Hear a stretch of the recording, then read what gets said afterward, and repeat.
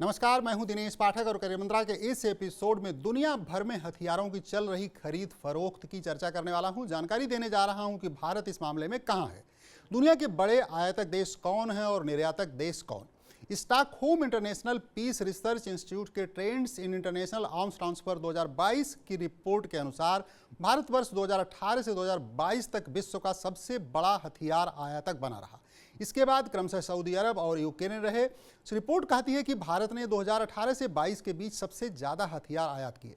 यह कुल वैश्विक आयात का 11% हिस्सा था। हालांकि आत्मनिर्भर भारत का अभियान रंग ला रहा है।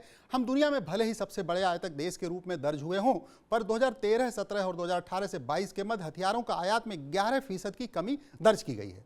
2013-17 और 2018-22 के मध्य रूस ने भारत का सबसे ज़्यादा हथियार की आपूर्ति की, किंतु भारत में हथियारों के आयात में इसकी हिस्सेदारी 64% से गिरकर 45% हो गई, जबकि फ्रांस वर्ष 18 से 22 के मध्य भारत के लिए दूसरे सबसे बड़े हथियार आपूर्तिकर्ता के रूप में उभरा।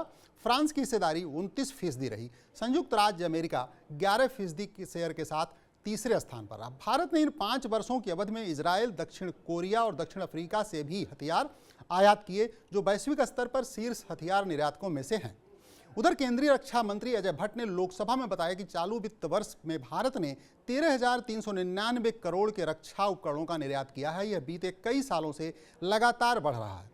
साल 2017-18 में भारत ने 4,682 करोड़ निर्यात किए, साल 2018-19 में 10,746 करोड़, साल 2019-20 में 9,116 करोड़, 2020-21 में 8,435 करोड़, साल 21-22 में 12,815 करोड़ का हथियारों का निर्यात किया। रिपोर्ट कहती है कि वैश्विक स्तर पर अंतर्राष्ट्रीय हथियारों के हस्तांतरण में 5.1% की कमी आई है, लेकिन यूक्रेन में युद्ध की पृष्ठभूमि में वर्ष 13-17 और वर्ष 18 से 22 के बीच यूरोपीय देशों द्वारा प्रमुख हथियारों के आयात में 47% की वृद्धि हुई है। वैश्विक हथियारों के निर्यात में अमेरिकी हिस्सेदारी 33% से बढ़कर 40% हो गई है, जबकि रूस की हिस्सेदारी 22 से गिरकर 16% हो गई है। 2013-17 और वर्ष 2018-22 के बीच पाकिस्तान ने हथियारों का आयात में 14% की वृद्धि दर्ज की है।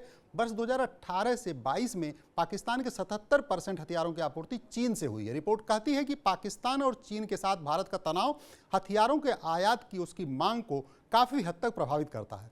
रूस और चीन के बाद इस अवधि के दौरान भारत और म्यांमार का तीसरा सबसे बड़ा हथियार आपूर्तिकर्ता था, जो इसके आयात का 14% हिस्सा था। Stockholm international Peace Research Institute एक स्वतंत्र अंतर्राष्ट्रीय संस्थान है जो आयुध, हथियार नियंत्रण और निरस्त्रीकरण में अनुसंधान पर खुद को केंद्रित रखता है।